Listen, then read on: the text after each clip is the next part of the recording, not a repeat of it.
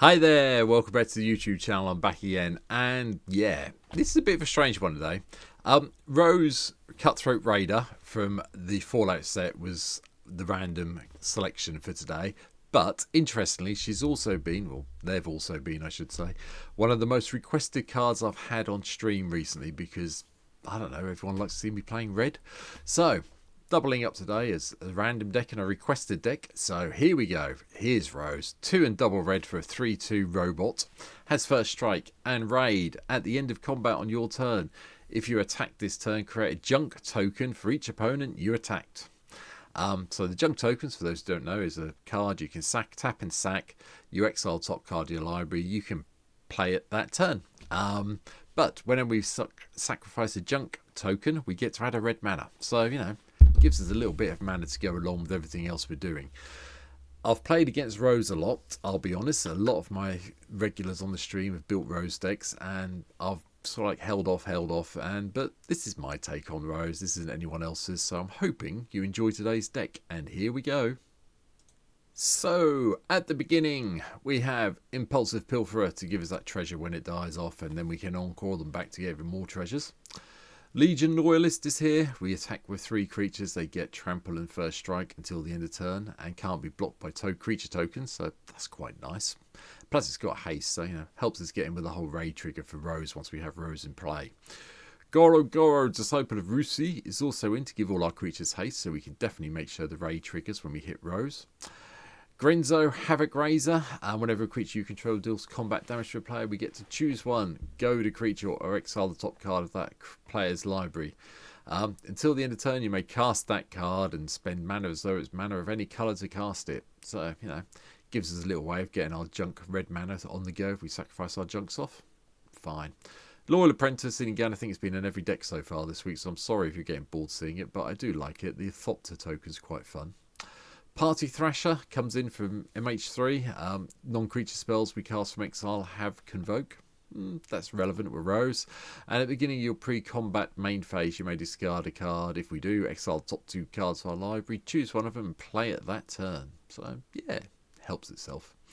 Reckless Fireweaver, we have artifacts entering, so we might as well get some extra damage in, especially with the junk tokens coming in when Rose is in play.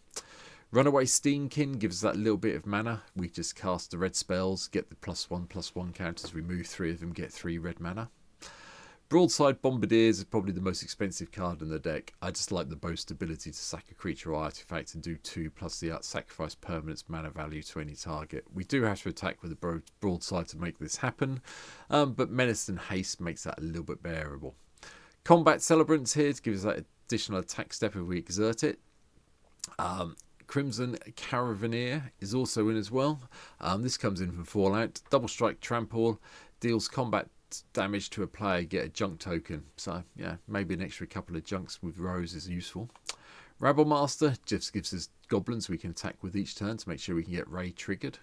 Krenko, Baron of Tin Street, is also in to give us a way to sacrifice artifacts to put +1/+1 counter on each goblin we control. And then we can pay an additional red when a red, you can literally sacrifice a junk, use the red mana to then pay the one for this to give us another goblin token. Sounds good to me. Krenko, the other Tin Street Kinping, is also in. Gets in, does the attack thing, +1/+1 counter, and then the number of red goblin tokens equal to its power. So the first time you attack it will be 2, unless you made it bigger. Lalelia, the Blade Reforged. The Blade Reforged is in. That's because it just gives me a way of exiling. And then whenever one or more cards are put into exile from your library and or your graveyard, put a +1/+1 counter on Lalelia. I'm happy with that. Legion Warbus, just another way of giving us extra red goblin tokens that can attack each turn. Professional Facebreaker gives us treasures when we hit the damage button and then sacrifice the treasures to exile the top card.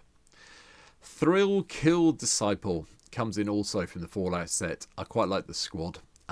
If we've got some extra cards going around, discard them to get a few more of these things out. It's quite good fun. And if we get them if they get killed off, well, there you go. They give us junk tokens when they die. No problem with that for me. Enduring Courage, it just comes in from Duskmourn to give something +2/+0 and haste. And then if this dies, we get it back as an enchantment. So we keep the ability to get haste and +2/+0. Uma, Marshal of Rohan, also appears whenever you attack. Whenever one or more other attacking legendary creature you control die, we get to untap all of our creatures, and then there's an additional combat phase. Yeah, alright then. 4 mana for a 4/4 that does this. I'm happy with that. Yep, that's fine. The other version of Krenko's in, because I really do want the goblins to help us out, so that's here. Siege Gang Lieutenant's also in, another one that you've seen a bit of this week, sorry. But yeah, I like the lieutenants, they're coming in. Solemn Sim for the extra mountain and the card draw. Bonehorde Dracosaur, because I'm playing a red deck and it's mono red and it's here. Likewise, Dragonhawk Fate's Tempest is also in because it's a mono red deck and it's here. Like them both. Karlek, Fury of Avarice is also in again. No, you haven't seen this one this week. This is not the landfall one. Apologies. Whenever you attack, if it's the first combat phase of the turn, untap all attacking creatures. They gain first strike until the end of the turn, and then we get another combat phase. Let's keep going. Port Razor comes in, does the same thing, gives the additional untap. Well, especially if it deals combat damage, we get the extra combat step, so like that. Likewise, Bloodthirster does it as well. Gives another untap step, a bit like a flying, trampling version of Karlek to all intents and purposes, so lots of additional combat's fun. Likewise, Keeper of Secrets, whenever you cast a spell from anywhere other than your hand, it deals damage equal to that spell's mana value to target opponent. Lovely when you've got this in play, you've got a load of spare mana, and you're using the junk tokens to exile things, play them, that does the damage as well. Do like the 40k cards in this deck, a little bit random I know, but hey, we're sort of like, whatever they call it, Universes Beyond, aren't we? So we must have some 40k cards to go alongside our Fallout cards. Overlord of Boiler Barges, I just like because of the fall damage it does, especially when you can impend it. And then Tyrant's Familiar, the other lieutenant. Haven't seen this one this week. Flying in haste, and as long as we've got our commander in play, this gets +2/+2. When it attacks, it deals 7 damage to a creature a defending player controls. One little Planeswalker today, well, an expensive one to cast, coming in from Foundations, Chandra Flame Shaper. 3 mana, exile the top 3 cards for the library, choose one, play that card this turn. Soon gets us up out of damage range or danger range, because do this +2, goes up to 8 loyalty. Having a token copy, there's a copy of a target creature you control and it has haste, and at the end of the turn you sacrifice it. Works really nicely with some of the other cards we've got going in, so yeah. And the -4, if we need to deal 8 damage, we can do that as well. We have a few spells just to help out. Lightning Bolt, Vandal Blast, Abrade, Fill of Possibility, Chaos War, the Will's in. Big Score, Chain Reaction, Blasphemous Axe for control, more card draw than expected Windfall, and Mana Geyser, because who doesn't want loads and loads of red mana when people aren't expecting it? Artifacts, Elixir of Immortality to sacrifice and put everything back in the library when it all goes pear-shaped, because it does that quite regularly for me at the moment. Soul Ring for some ramp, Chainsaw, because I just like this as a bit of equipment that makes our creatures bigger. Yeah, like that plan. Bit more ramp with Fire Diamond. Junk Jet also comes in from Fallout. Enters the battlefield, we get a junk token, and sacrifice another artifact. Double equipped creature's power until the end of turn. Yeah.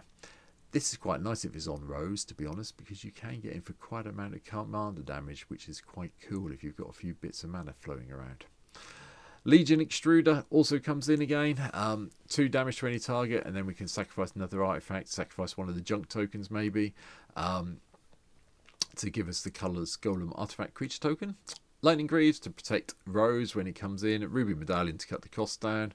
Sword of the Animist and Bitter Thorn to go and get our mountains out, along with Unstable Amulet to give us some energy.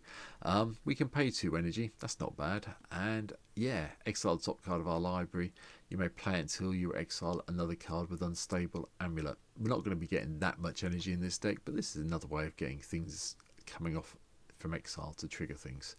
Camp, however, yeah, I forgot about fortifications for lands. This one's really good. Whenever it's tapped for mana, put a +1/+1 counter on target creature you control. If that creature shares a colour with the mana of the land produced, get a junk token.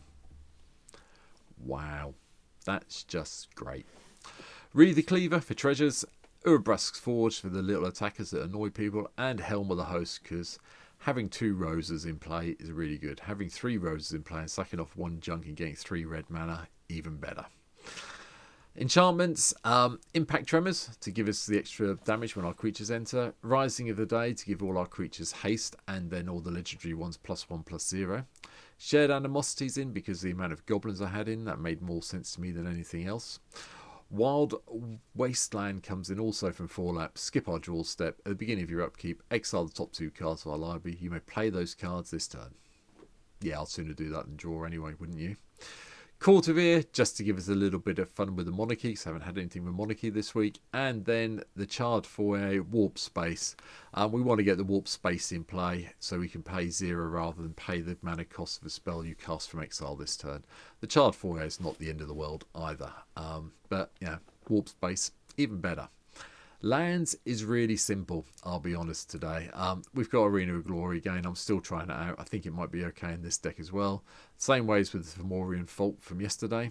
And then we have Junktown to give us a way to sacrifice this off to get 3 junk tokens we need it, but it taps for colourless, so I'll cope with that. Mines of Moria lets us exile cards from our graveyard to get treasure tokens. 26 Mountains. Myriad Landscape to go and get those mountains out. Nykthos to give us extra red mana for everything's red permanent. Reliquary Tower to keep our hand size completely unlimited. Temple of the False God for the extra mana that we'll need to cast Rose once she's been killed off. And then finally, a bit of a backup. Valakot, the Molten Pinnacle. Hopefully we'll have 5 mountains in play quite quickly, and this just lightning bolts every time we play one after that. And that's it. That's my take on Rose Cutthroat Raider. Like I said, killing 2 birds with 1 stone today. Random commander and the most requested card I've had for a long time on stream. So I've done it now. I hope everyone who watches me on stream really enjoys this one. If you're not, come and follow me. There's a link down below to my Twitch. You can come and give me a follow over there. That'd be fantastic. Subscribe to the channel if you can. And if you think there's something I've majorly missed out from Rose Cutthroat Raider, please let me know in the comments down below. I'll be delighted to change this and make this as good as we can do. But for now, thanks for watching. Take care. And yeah, I'll be back tomorrow with something that doesn't have red in it. I promise you that much. So for now, take care. See you soon. Bye.